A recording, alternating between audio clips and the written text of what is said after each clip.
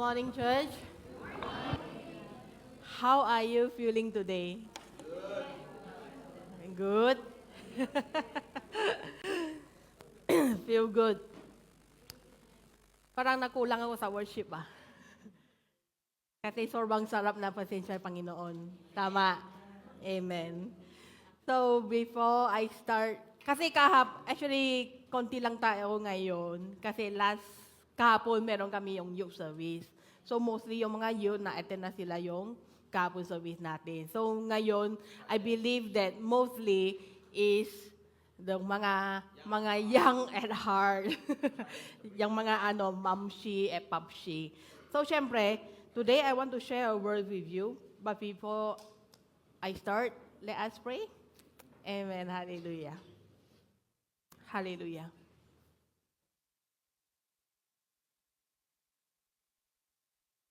Lord, we thank you so much, O Father, for this day. We thank you for your grace and mercy, O Panginoon, na inibigay mo sa amin. And God, today, O Father, Lord God, before anything else, O Father, Lord God, as we humbly come before you, Jesus, Lord, we're asking you, O Father, Lord God, to speak to us, O Panginoon. And God, I pray, O Father, God, give us the clean hand, pure heart, O Lord Jesus, and clear minds, O Father.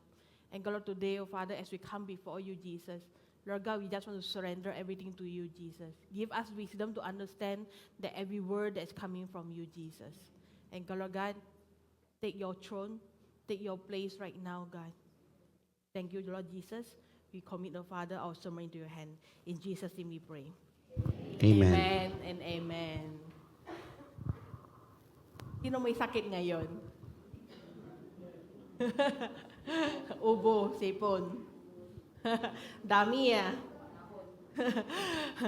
It's okay.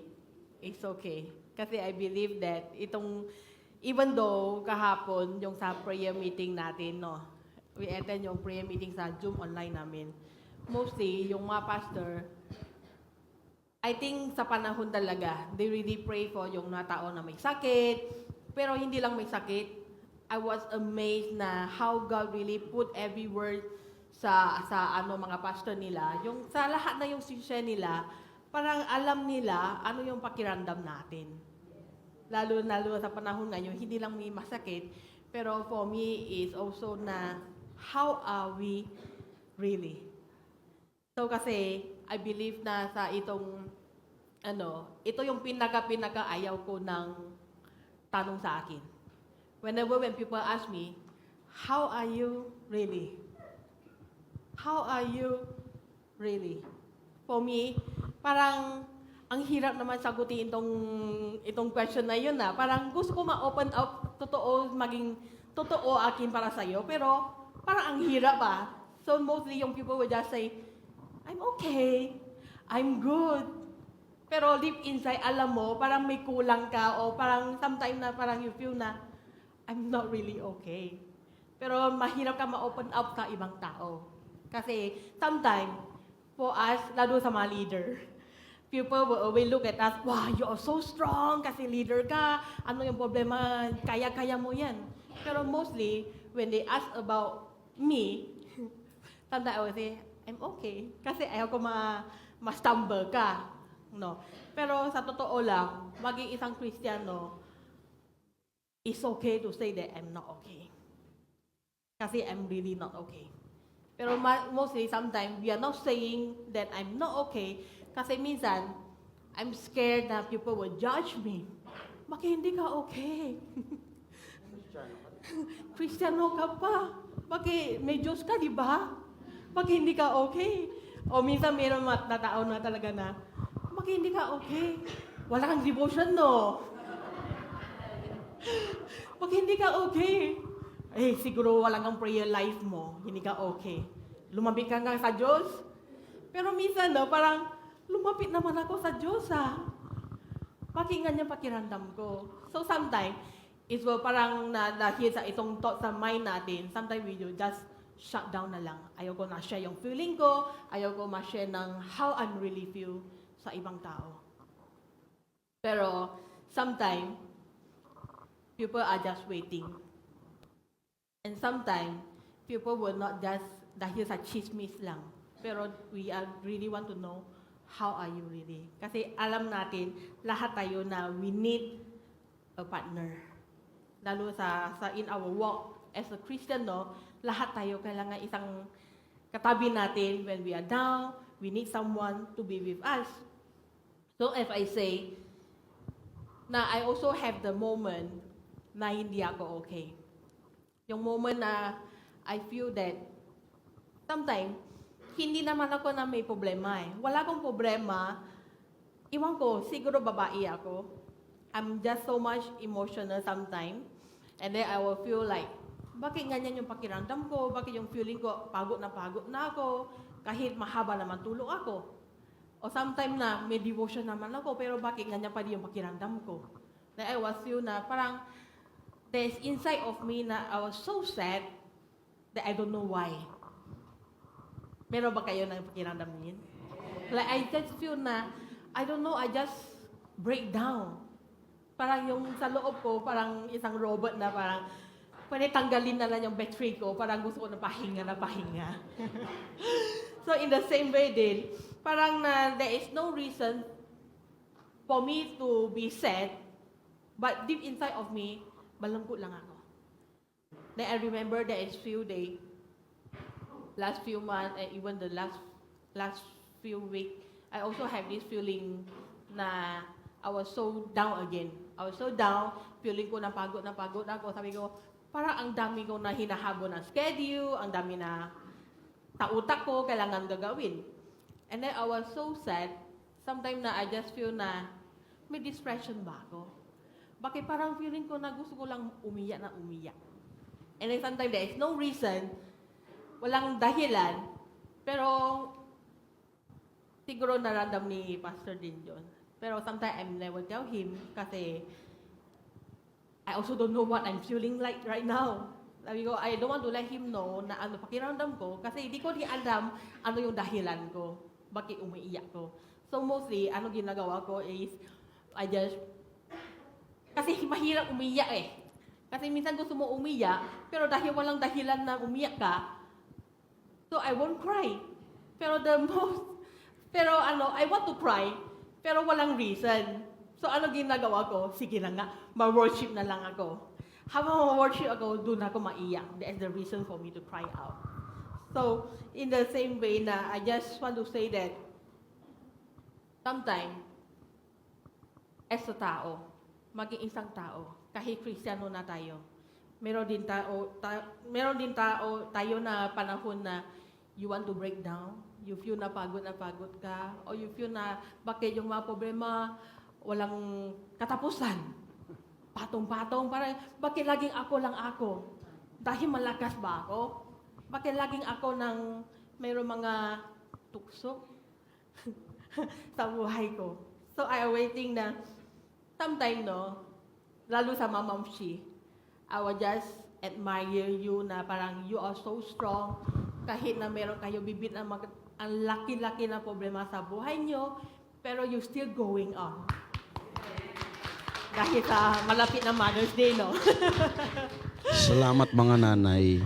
Kasi syempre, mostly yung leader namin, no, mga Ma'am Shi din. So I see na kahit minsan na, not even, hindi lang dahil sa energy yung meron nila, pero minsan, alam ko din na you carry so much of weight on your shoulder.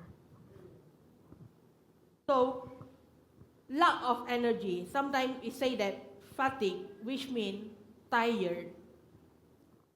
Tired in Tagalog is? Pagod. Pagkapagod. Minsan, pagod ka na. And then you don't want to, sometimes hindi yung pagod ng parang gusto mo lang tulog lang eh. Pero minsan pagod ng hindi nakuha sa tulog lang. Kahit mahaba yung tulog mo, pero kapag gising ka, feeling mo, pagod ka pa din. Di mo intindihan. So there is one thing that I want to share today, but our topic for today is embrace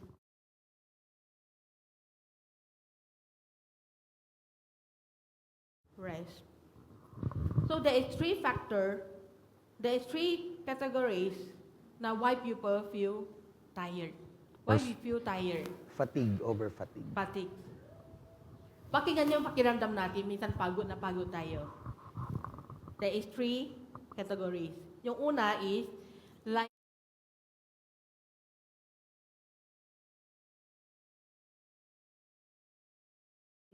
dahil sa lifestyle natin, naramdam natin yung pagod.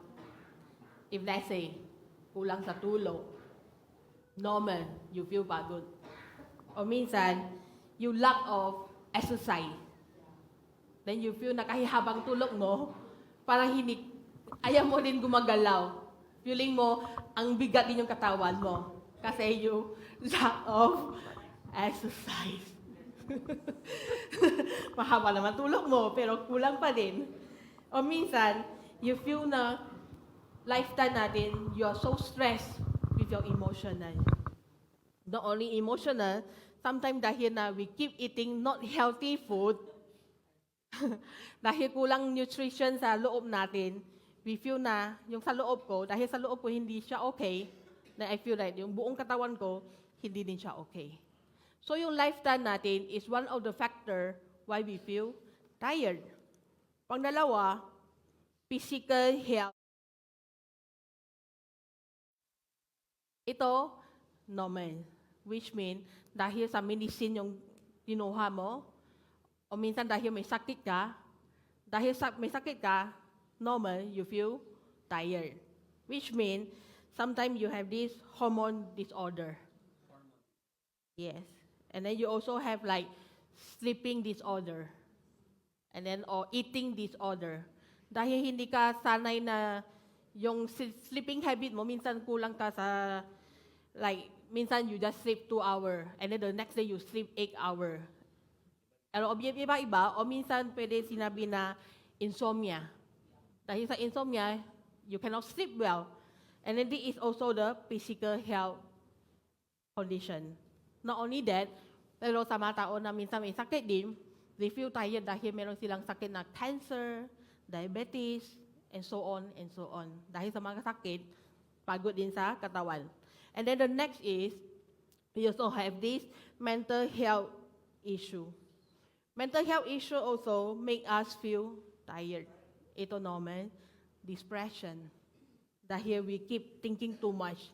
Anxiety, we feel na napatong-patong yung problema natin. We are overthinking, emotional, everything sa mind natin. Ang dami tayo schedule, ginahabo, parang week after week, puro schedule lang nasa utak natin. Mental health issue.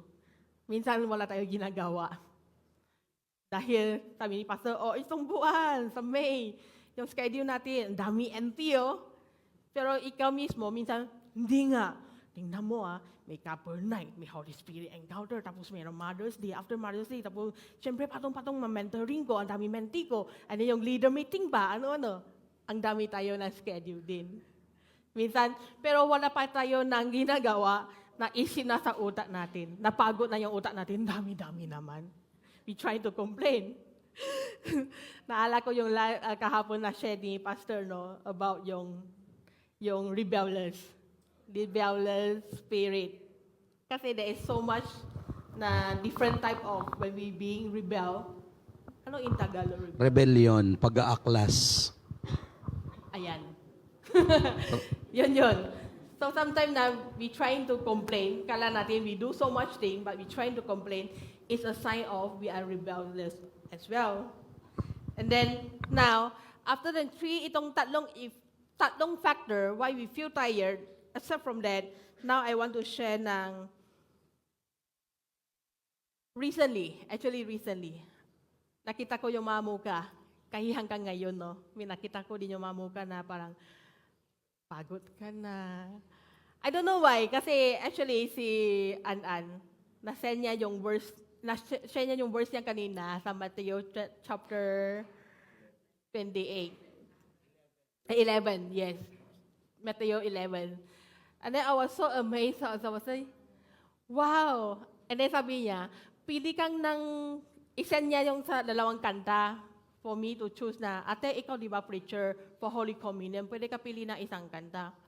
Then I was checking yung kanta. I go, wow, bakit ang galing naman ng pili ni An? Sabi niya, yung verse yon papasok din sa kanta yun. Sabi, ang ganda naman tong talaga kanta. And then nakinig nyo kanina, yung kanta na yun, kahit nawala yung TV. Kahit wala yung TV, pero after that, nakita din natin yung lyric, parang, wow, Lord, you are so good. And your timing is way good. And then now, dahil nakita ko din yung mga, minsan, yung mukha natin, parang ang pagod-pagod. And then sometimes I want to lumapit yung mga tao, no? Parang, kumusta ka? And then they will just say the same thing. Okay lang ako. Pero nakita mo talaga yung mukha nila, hindi sila okay. Narandam mo din yon. And then sometimes they feel like they don't want to open up to us dahil pare-pareho naman yung problema. Baka sabi nila, pauli-uli naman problema sa buhay ko. Kung sinabi ko sa'yo, baka na naman, ikaw naman sinabi, paulit-uli ka lang. That's why we don't want to open up to other people. Tama. And then, dahil nakita ko yung mga pagod, so I don't know dahil may sakit lang ba? O dahil meron din talaga tayo problema sa buhay. But now, I want to say that lahat tayo may burden. Lahat tayo carry some weight sa shoulder natin. Yung weight na, syempre hindi tayo nakita, no? Pero yung weight na is mean na parang meron tayo stress, o meron tayo na minsan the stress from school, or the stress from ministry, or sometimes family problem, or sometimes emotional. Lahat-lahat tayo have carrying something sa shoulder natin. And then, I want to let you see the clear vision. I need, pwede tawagin ko isang lalaki, yung medyo malakas. Medyo malakas ng isang lalaki. Si Tatay Henry malakas. Wag na, baka nabali yung buto niya. Wala lalaki, tulong. Ayan, wow, ito malakas.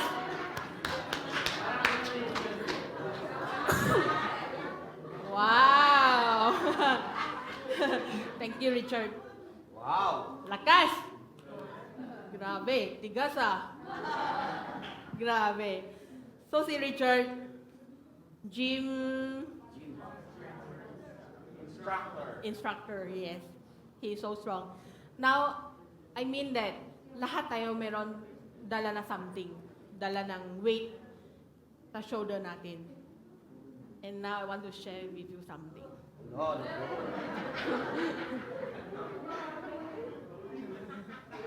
Wala lang. Paki-carry nga.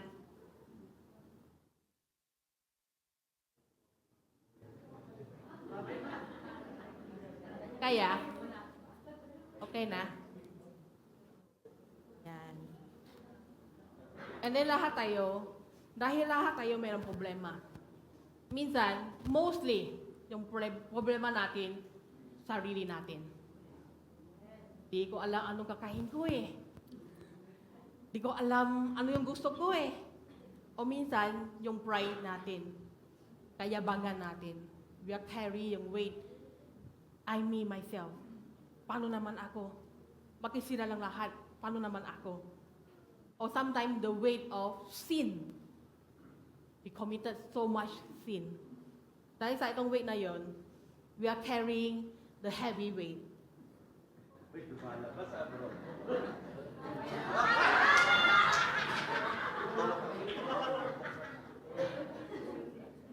Sarili natin to. Medyo mabigat. Yan. Wala lang sa kanya yun eh. Malakas siya eh. Diba? So, di is, sarili mo yun. Pero narandam mo din. So, di is, our own self. O minsan, lahat ng gusto ko, lahat ng desire ko, lahat ng we are our pride, kayabangan, sarili natin to. And then we also have problem, yung tired from school. So much project, or sometimes not only sa school, yung mga mamsi, sa bahay. Walang katapusan ng gawa sa bahay. Luto, labahan, every day, patong-patong. Kapag isang araw, hindi ka lang nalaban. Patong na naman. Si nanay, ang dami isang araw lang. Iwan ko ilang palit yon. And then ito yung mga dami gawin sa buhay natin. We have so much stress dahil sa dami gawa. Ito lang. Pakilagay.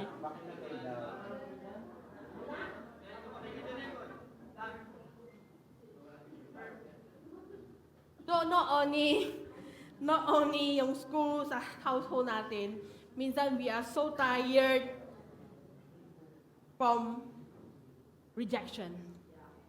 The fear of rejection or the fear of feeling o lalo sa mga tao na may student naman tayo dito din.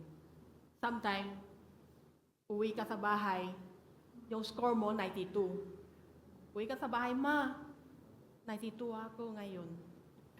Bakit 92 ka lang ah? Last time 93 ka. Bakit bumaba ka na? Dahil ka sa TikTok eh. Kasalanan social media yan. Huwag ka na ma-TikTok. O huwag ka na ma-cellphone. O minsan, the mother or the father will compare you to other people. Tingnan mo, si ang galing niya, 95 siya eh. Bakit ikaw 92 lang? This issue will weighing us down. Hindi ko pa sapat. Pagod na pagod ako eh. Bigay ko na lahat. Bigay ko na lahat. Gawa ko na lahat para sa'yo. Pero may kulang pa din. Wala ba tumiyak Stress. si Richard? Mabigat na.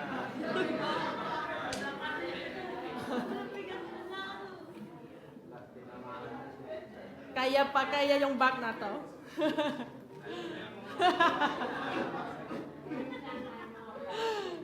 Amazing. Uy, okay lang yun. Para makinig tayo itong preaching na to. Parang nakarelate.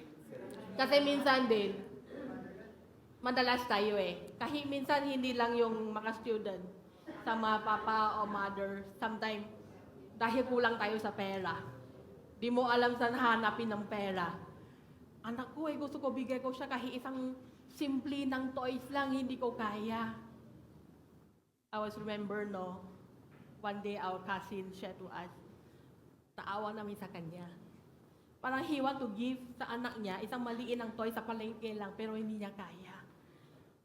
Then he blamed himself. Papa pa ako. Mabigat na, bro. It's okay, mabigat na. Ano pag kinandam mo? Mabigat. Wala. Hindi.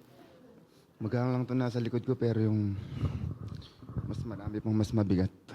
Wow. Pero I'm still standing because I have God. Amen. Wow. Tapos na yung teaching. Magaan lang sa likod niya. Pero how much more, kung meron din tayo na sometime, ministry issue natin. Kunin mo nga. Yung pula.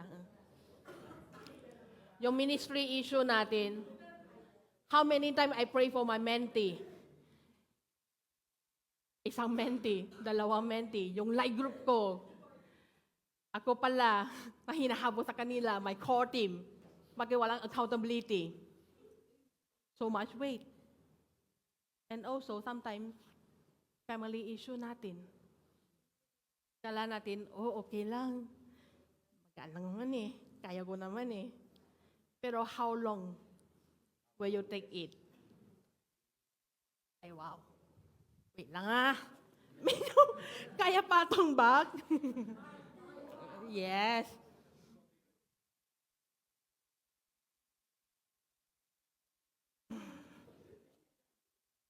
Yung bag parang hindi na kaya. Kon, halika nga. Patulong. Close.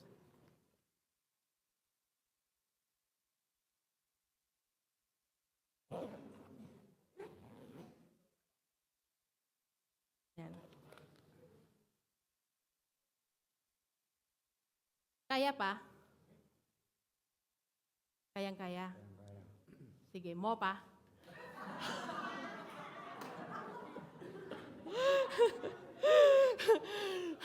Joke lang, joke lang. Ito, maliliit lang yon. Pero actually, as I prepare this teaching, alam mo, na-try ko yon. Sa weight niya, kaya niya eh. Kasi strong siya eh. Pero ako mismo, when I carrying it, kahit na gusto ko mabuhat lang, ang bigat. Kapag sabi ko sa'yo, takbo ka, mga ilang kilometer kaya mo? 5 5 meter. 5 Ay, 5 kilometer. kilometer. Saka itong bike na to. Wow. 5 kilometer. Kaya mo ba buong araw? No. No. Kasi lahat tayo may limitation. Thank you. Thank you, Kuya. Halika nga.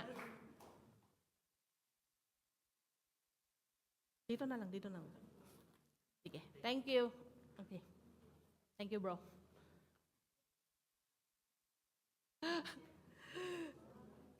Itong bag na to, maliit lang siya eh.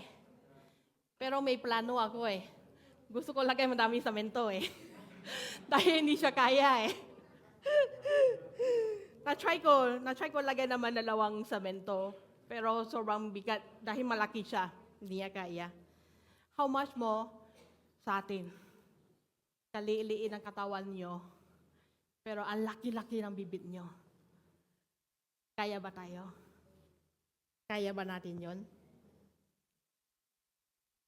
Sa lahat na sinabi ko, dito, sa loob, mga stress natin sa buhay, sa family, sa kaibigan, sa kapitbahay, sa madumi na barangay, kaya ba natin bibit lahat?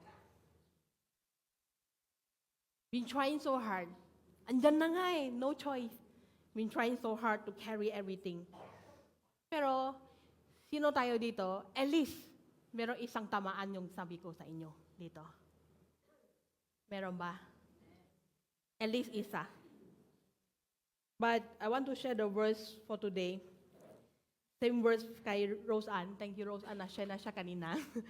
Matthew 11, chapter 28 to 30.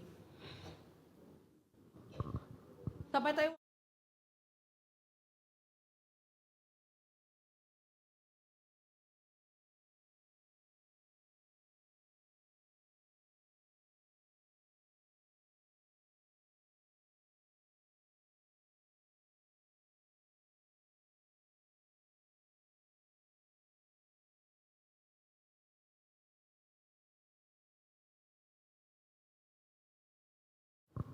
Amen. Amen. Come to me, all you who are weary and burdened. Weary also mean pagod, tired, and burdened. We have so much burden. But sabi ni Jesus, come to me and I will give you rest. Take my yoke upon you and learn from me. For I am gentle and humble in heart, and you will find rest for your soul. For my yoke is easy and my burden is light. Another version, sabi niya, come to me, all who are tired from carrying heavy load, and I will give you rest. All of us, meron tayong moment na tired or we are carrying so much of weight. But Jesus simply say, come to Him. Sa Tagalog, sabay tayo magbasa. Lumapit kayo sa akin, kayong lahat na nahihirapan at nabibigatan sa inyong pasanin, at bibigyan ko kayo ng kapahingahan. Sundin ninyo ang mga utos ko at matuto kayo sa akin, dahil mabait ako at mababang loob. Makakapagpahinga kayo, dahil madaling sundin ng aking mga utos at magaan ang aking mga ipinapagawa. Amen. Amen.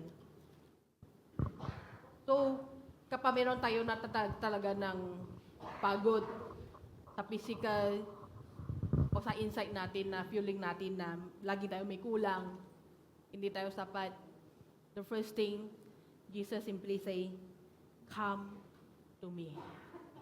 Come to me. So the first point, kung napagod tayo, Jesus say, come to me.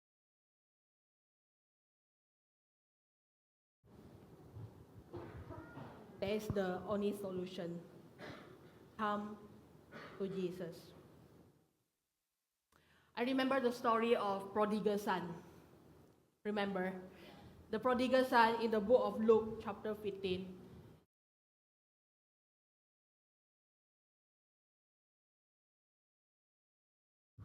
Ang dami siyang kaharian. Ari-arian. Hari-harian. Madami siya, hari-harian. Yung papa niya, sobrang mayaman sila. So meron sila yung lupa, meron sila madami ng tupa, and so on and so on. Manyaman sila. And then itong anak na to, dahil manyaman yung papa niya, anong ginagawa niya? Sabi niya, sige, dahil manyaman sila, parang pasaway din siya, maging rebellious din siya. Kinuha yung mga pera niya, mga inheritance niya, and then lumayo siya sa bahay. Layas siya, ginagawa niya yung lahat ng kamunduan. Party dito, party doon, babae dito, babae doon. Gamble dito, gamble doon. Hanggang ubos na yung pera niya. Hanggang ubos na pera niya, doon siya nag-realize, money can buy a friend. Kapag wala ka na pera, kahit kaibigan, wala na. This is the reality. Kahit hanggang ngayon, nakita din natin yun. Nung wala na siya friend, wala na siya kaibigan, pwede siya doon malapit dahil gutom na gutom siya. Ano ginagawa niya? Sabi niya, nakita niya mga baboy. Yung pagkain ng mga baboy, sabi niya, buti pa yung mga baboy, meron pagkain. Siya na nga, anak na manyaman, wala pagkain. So sabi niya, why not I go back to my father? Sabi niya in the verse 18, sabi niya, I will set out and go back to my father. Na feeling niya, gawa niya na lahat ng gusto niya, na end sa mundo. Pero in the end of the day, may pagod pa din siya. Dahil ubos na yung kasayahan niya. And then naramdam niya yung pagod, naramdam niya ng kalungkutan, naramdam niya yung lahat ng kalungkutan niya. That's the moment nagising siya.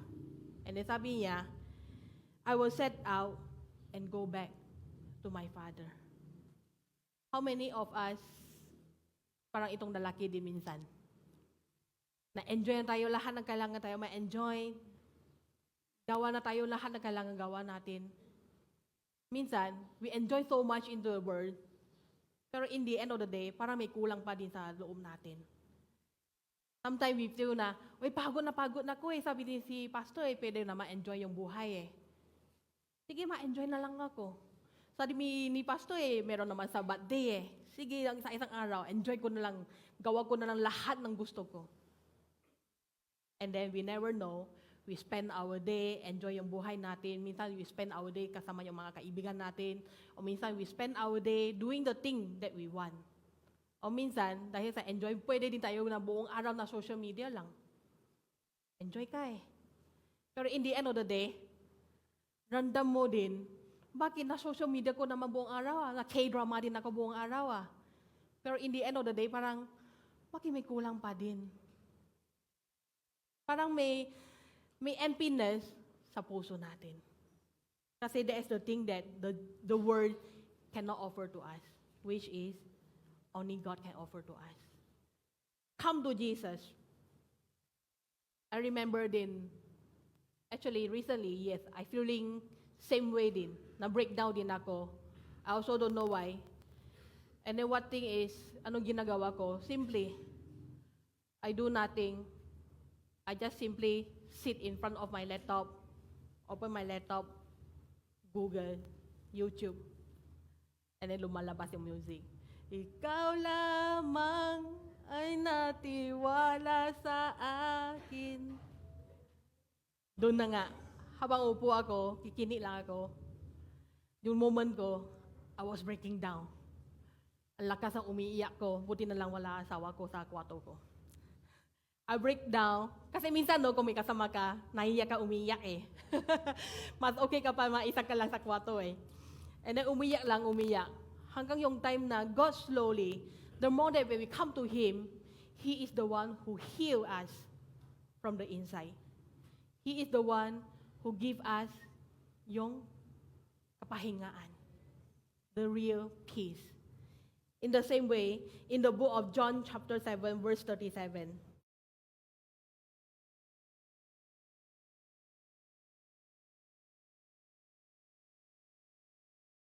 thirsty, hindi yung uhaw ng normal ng uhaw sinabi ni Jesus. Thirsty mean, yung sa loob natin, sometimes, ginagawa na tayo lahat, pero may uhaw ka pa din. Naradam mo din na parang kailangan ka ng something inside of you. Yung thirsty inside of you. Your spirit is looking for something. This is the invitation of Jesus. So, meron din yung the difference of command of Jesus and the invitation of Jesus. Command, minsan pwede tayo sinabi na sa asawa natin, Hoy, aswang, halika na, inom ka dito. Yon yung command. Utos. Di ba? Parang, oh, dito ka na, gawa ka na ito. Utos yon. Pero what Jesus saying here is invitation. How? Asawa ko, Pogi. Please, halika nga dito. Natimpla ko ng kape. Sabay tayo mainom. Kwentuhan tayo. Please. Yun yung open invitation. So, there are different of command and invitation. But what Jesus is always do is, He offer the invitation sa atin lahat. Halika na. Kapag gutom ka na, kumain ka dito. Kapag uhaw ka na, halika na. Halika dito. Bibigay ko sa inyo. So what Jesus is always doing is, He offer. Before tayo lumapit sa Kanya, He offer Himself para sa atin lahat. Amen. So, pahinga doesn't mean that natulog lang tayo buong araw. Pero yung totoo na pahinga is the moment when we come to Jesus. Amen? Amen. So, go back to second point natin. When we come to Jesus, we are not only coming to Jesus, but we also give up control. Surrender everything kay God. I give up myself. I give up controlling my problema. I give up to control everything that I know, but I surrender to Jesus. Verse 29, sabay tayo mabasa. Take my yoke upon you. Take my yoke. Nahanap ko sa Tagalog ng version, wala siya sinabi na itong clear ng ano meaning ng yoke. Sa English, tsaka sa Chinese, meron yung yoke na meaning. So sabi niya, take my yoke upon you. Ano yung yoke na yun? Take my yoke upon you. Egg yolk. Hindi egg yolk yung yoke ah. Pero sabi ni Jesus, come, take my yoke upon you. Pwede tayo sinabi, God, ang bigat-bigat ng buhat ko eh. Gusto mo pa? Bibigay mo ko ba something mabubuhat ako? Parang ang bigat-bigat ng problema ko eh. Can I just rest? Bakit mabubuhat pa ako? So what is the meaning of the yoke? Picture please. This is Pamatok. yoke. Yan!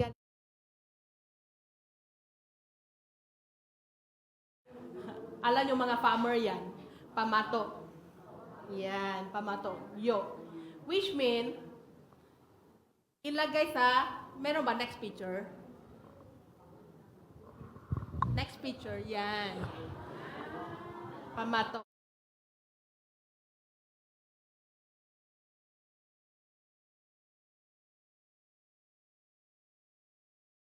Mga mabibigat ng bagay.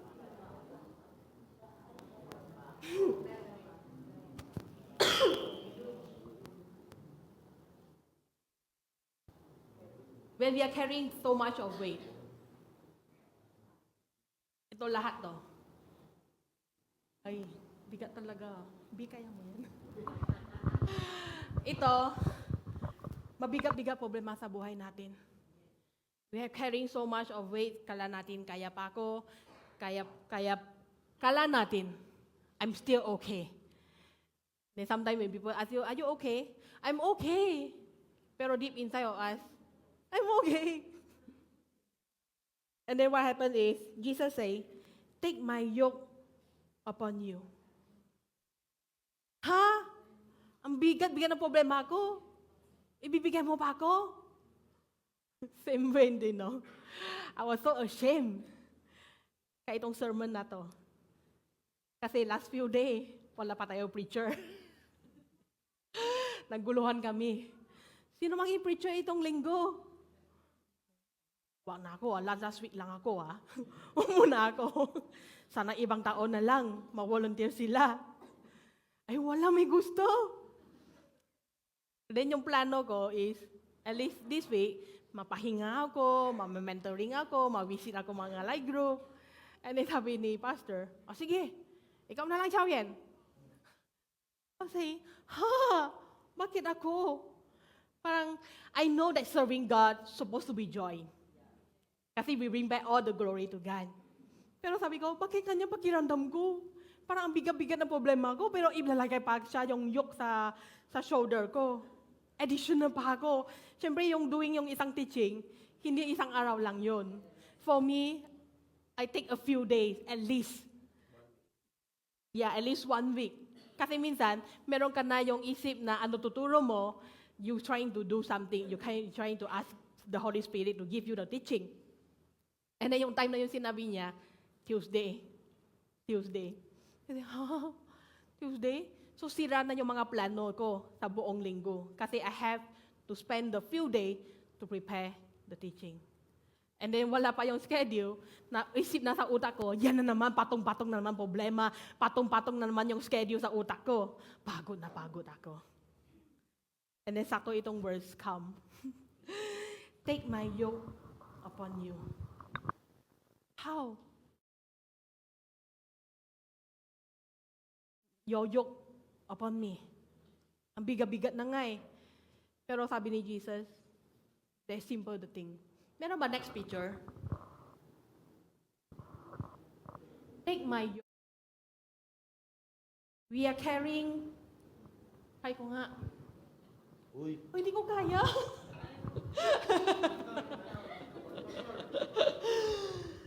Which means, I'm carrying so much of weight. If let's say, nabibit ko ng 50 kilo. 50 kilo na bagay sa shoulder ko. I have so much of things sa shoulder ko. And then what happened is, sabi ni Jesus, take my yoke.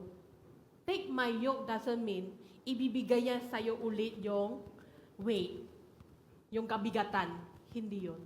Take his yoke mean, ibibit niya yung mga yung mga weighing yung na shoulder natin, kinuha niya din yung kalahati. Get nyo? Kasi, if let's say, yung itong kuya,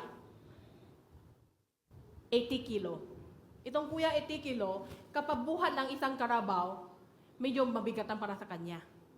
Kahit alam natin karabaw is so strong. Pero at least somehow, meron yung weight, 80 kilo. Kung siya lang mabuhat, medyo mabigat para sa kanya. Pero when Jesus comes, say, take my yoke, which means, sabay tayo mabuhat. Jesus opened the invitation. Sabay tayo mabuhat to. So kung sabay sila mabuhat, maging bagaan, tsaka 40 kilo lang mabuhat nila. Kasi mga kalahati na.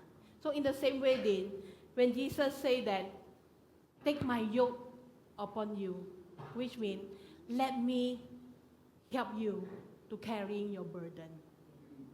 Stop controlling anything that in your hand right now. Stop trying to control what you're able to control. Pero, kasi sometimes, tayo mismo, we like to control things. We like to control asawa natin. We like to control our children. We like to control the people below us. And we try to control our work, our job. Kasi kala natin, ako yung may kapangyarihan. I have to control. But sometimes, as we know that, we cannot control people. We cannot control situation. We cannot control the weather. We cannot control everything. But sabi ni Jesus, take my yoke. Simply mean, surrender it to me. Surrender it to me, and I will take control. Kasi minsan, malalas tayo, we trying to control people. In the end of the day, tayo mismo na frustrated. Kasi we didn't see the change from them. Pero alam natin, yung changes sa ibang tao, hindi galing sa atin yun. It's the work of the Holy Spirit. Ano ginagawa natin? We pray for them. We continue to love them. In the end of the day, it's the work of the Holy Spirit kung change ba sila o hindi. Amen? So in the same way, sabi ni Jesus, take my yoke upon you. Stop everything. Stop worrying anything. Minsan, kapag anak natin, anak nyo, nasa hospital, nawaworry kayo. Konti sakit lang, nawaworry kayo. Ano kaya sakit na naman? Wala man katapusan. We trying to worry. And sometimes we trying to rebuke. And then sometimes we keep praying and praying. And then simply, the Lord just want us to surrender. Naala ko yung story na sometime, one of our, sa Singapore yung mga friend namin, yung mga babae, mostly, they're over 40.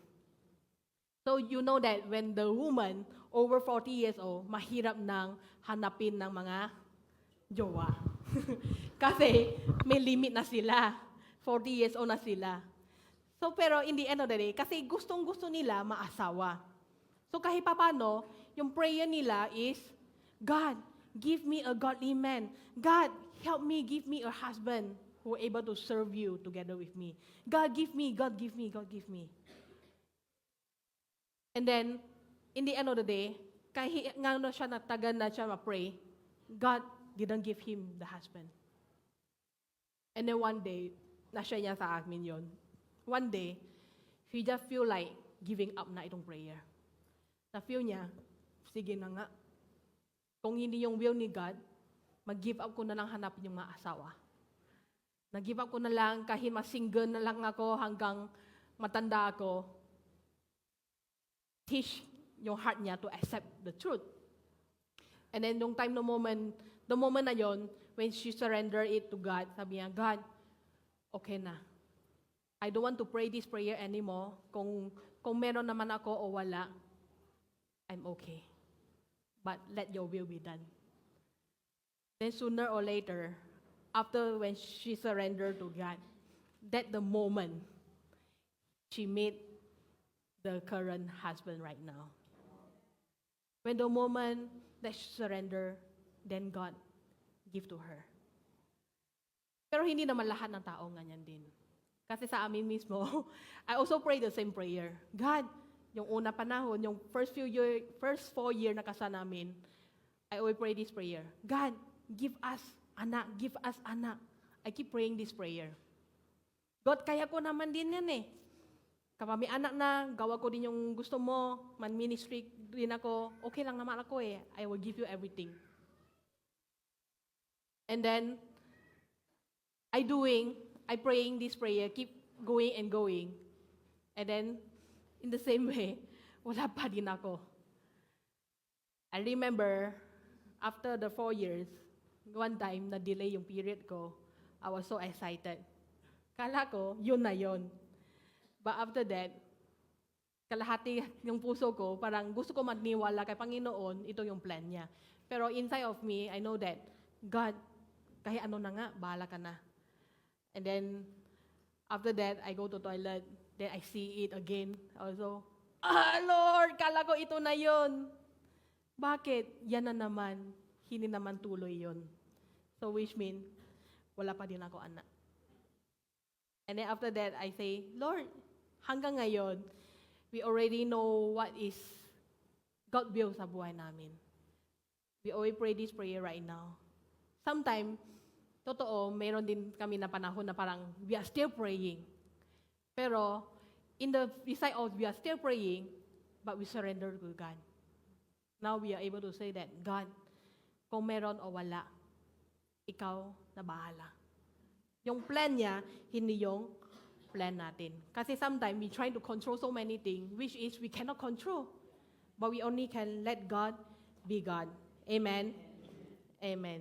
And the last point is now, sabi niya in the verse 29, take my yoke upon you and learn from me.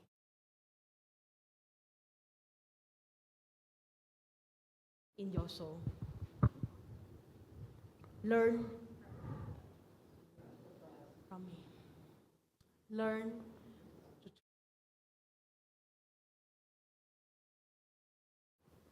Kasi minsan, napagod tayo dahil meron tayong mga due date. O meron tayo ng, sometimes na napagod tayo dahil na we want to see things that our expectation. We want to meet our expectation. Pero sometimes we keep praying and praying. Pero wala pa sagot ng Panginoon sa atin. Lord, bakit ganyan? Kala ko ako, anak mo yun. Bakit ang tahimik mo? Sometimes, when God is silent, doesn't mean wala siya sa tabi natin. God is silent even though He is not answer our prayer, but still, He is still beside us. Kala natin, God, why you are so silent? Kala natin, He is not with us. Kasi patong-patong yung problema natin. Kala natin, Diyos, nasan ka ba? When I need you the most, nasan ka? We base on our feeling. But the truth is, no matter what happened, and no matter kano ka madami ng problema sa buhay natin, laging siyang andito sa tabi natin. Amen. So today, kung meron tayo, feeling na, pwede ba ako matulog na lang buong araw? And sometimes, gusto mo matulog lang buong araw, kahit matulog ka na buong araw, ganyan pa din. Para may kulang pa din. That is so simple. So simple. God just simply say, come to me. Come to me. And because I know that, I don't know why, but I say in my spirit na sometimes you feel na you just want to rest. The real rest. Why don't we surrender this time kay Panginoon? You want to rest? Are you tired? I always go back to my favorite verse. Psalm chapter 23.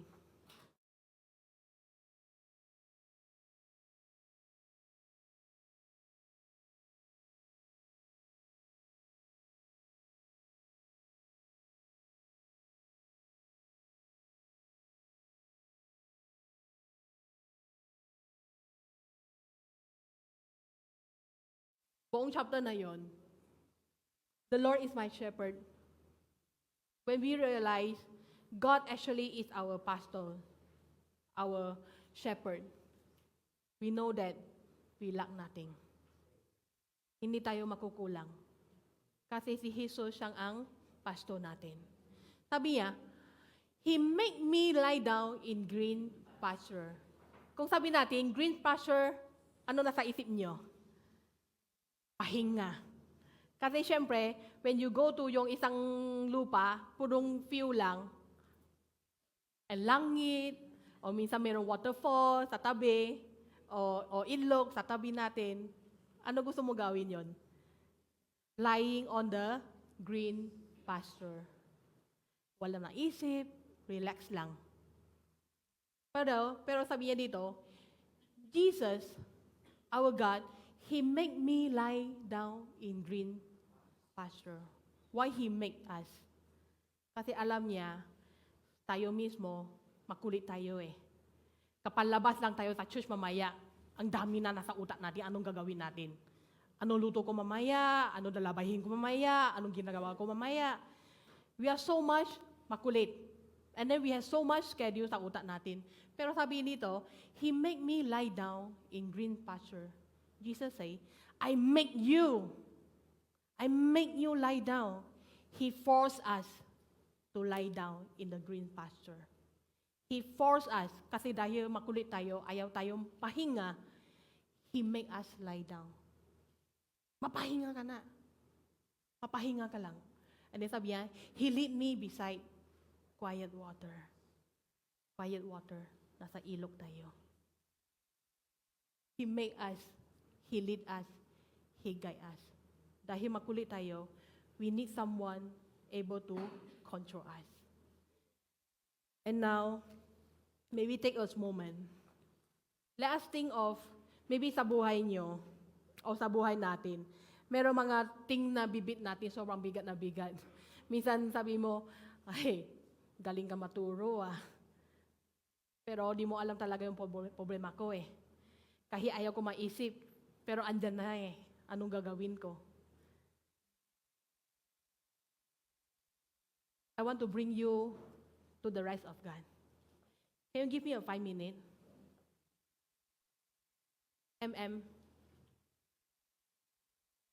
As we listen to this music, can you close your eyes? Pikin natin yung mata nyo.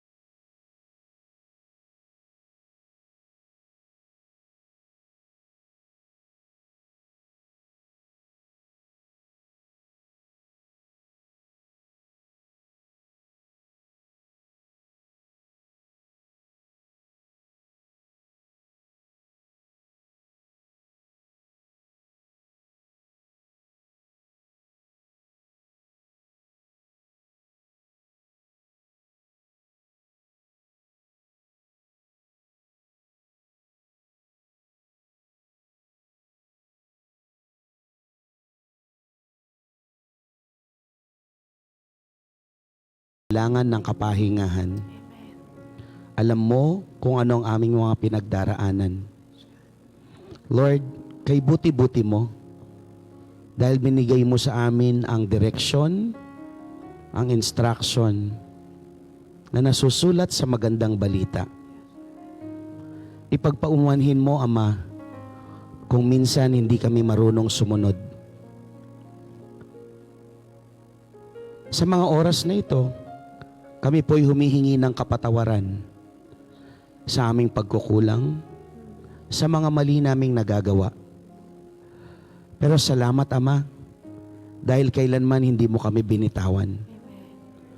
Lord, madami man ang humuhusga sa amin, madami man ang kumukutya, may mga tao mang hindi makaunawa sa amin. Isa lang ang panghahawakan namin. Ang alam namin, mahal na mahal mo kami. Mahal na mahal mo kami. At Lord, sa mga oras na ito, dalangin ko po na ibuhos mo ang kapahingahan at ang pagpapala sa bawat isa sa amin ngayon. Dumaloy nawa ang iyong pag-ibig.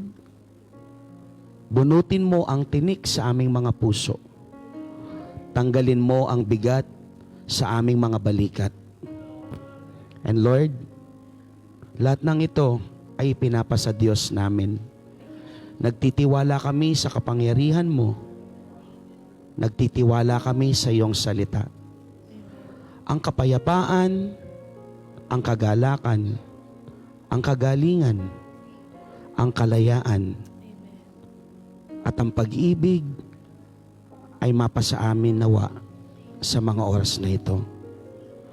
Tinatanggap namin ang lahat ng ito, Panginoon, at kami po'y nagpapasalamat dahil sa banal na dugo ni Hesukristo, kaming lahat ay nakakatanggap ngayon ng wagas na pag-ibig mo. Salamat, Jesus. Banal na Espiritu, manatili ka sa aming mga buhay. In Jesus' name, Amen. Palakpakan natin ang Lord. At sa mga tao po na nanonood sa amin, or to some of you maybe today, you want to recommit yourself unto the Lord. No, let's just pray this prayer. Dakilang Ama, Dakilang Ama, inaamin ko po inaamin ko, na ako'y makasalanan. Patawarin mo po ako tawaran mo ako sa aking mga kasalanan. sa aking mga kasalanan. Hesukristo, Jesucristo, tinatanggap kita tinatanggap kita bilang aking Diyos bilang aking at tagapagligtas. tagapalitan. Baguhin mo po ako Baguhin mo po ng ayon sa iyong kalooban. Banal na Espiritu, banal na Spirit. gabayan niyo po kami Kagaya mo po sa araw at gabi sa araw at gabi. at malakaran nawa namin ang kaliwanagan at ang pag-ibig mo. Simula ngayon hanggang sa pagbabalik ni Jesus. In Jesus' name, Jesus' name. Amen. Amen. The peace of the Lord be with you all, and the love of the Lord be upon you all. Peace be with you. Shalom. Shalom, shalom. Sasabihin nyo sa katabi nyo, peace be with you. Shalom, shalom. Are you blessed? If you are blessed, can we all stand up and let's end this with praise. Sarap, no? Matulog kayo. Okay. Gusto nyo pang mag-rest? Tuloy nyo sa bahay nyo. Let's rest in the presence of the Lord. Let's end this with praise. Amen. Peace. Peace be with you all. Hallelujah. Yes, God. Salamat sa kapayapaan, Panginoon, at sa kalakasan, O God. Ikaw ang hinahanap namin, O God. Hallelujah. Ang umawit magpuri sa iyo, aking tugon sa pag-ibig mo. Langit at lupa sa iyo'y sasamba. O Diyos, purihin ka. Tila kang talaga ikaw ang hinahanap ko sa buhay kong ito. Pag wala ka ay di makontento. Tuwing sumasamba sa'yo, sagad-sagadad ang kasiyang tunay na nadarama ko. Ang banal na tahanan mo.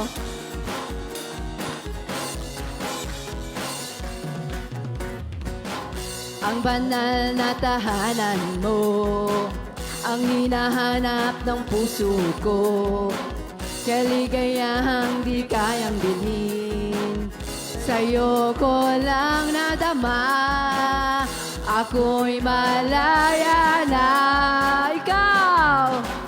ikaw ang hinahanap ko sa buhay kong ito. Pag wala ka ay di makontento. Tuwing sumasamba sa'yo, sagad-sagadad ang kasiyahang tunay na nadarama. Ikaw ang hinahanap ko sa buhay kong ito. Pag wala ka ay di makontento. Tuwing sumasamba sa'yo, sagad-sagadad ang kasiyahang tunay na nadarama ko. Ang banal na tahanan mo.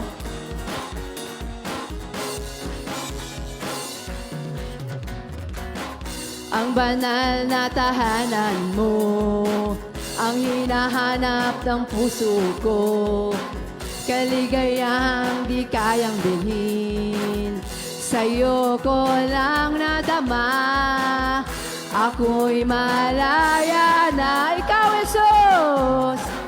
Ikaw ang hinahanap ko sa buhay kong ito. Pag wala ka ay di makontento. Tuwing sumasamba sa'yo, sagad-sagadad ang kasiyang tunay na nadarama. Ikaw ang hinahanap ko sa buhay kong ito. Pag wala ka ay di makontento. Tuwing sumasamba sa'yo, sagad-sagadad ang kasiyahang tunay na nadarama ko. Tulad ng mga agila.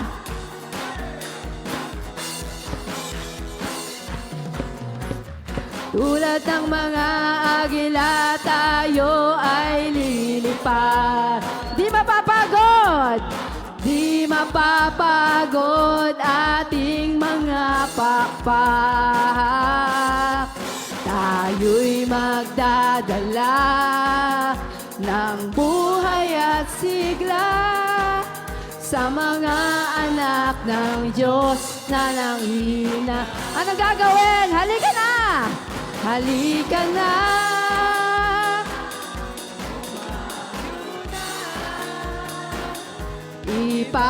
Ipahayag ang tagumpay niya. Halika na at magdala. Magbigay kalakasan sa presensya niya. Ito ang panahon. Ito ang panahon, di na uso ang magbackslide. Amen. Ito ang panahon ng pagbabalik loob sa Kanya. Sama-sama. Mag-apoy sa ngalan niya. Gawa ng Diablo. Halika na. Halika na,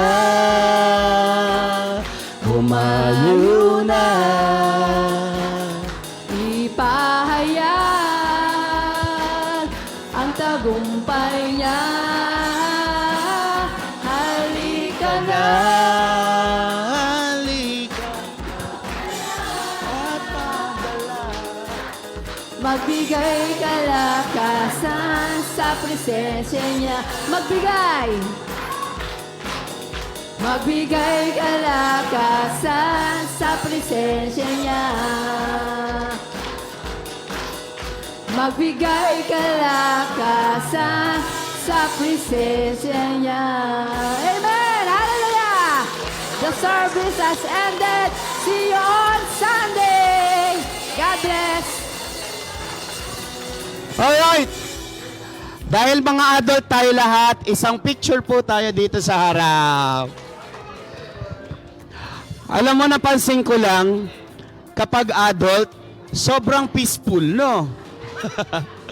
Alright, isang picture po tayo, everyone. God bless you all.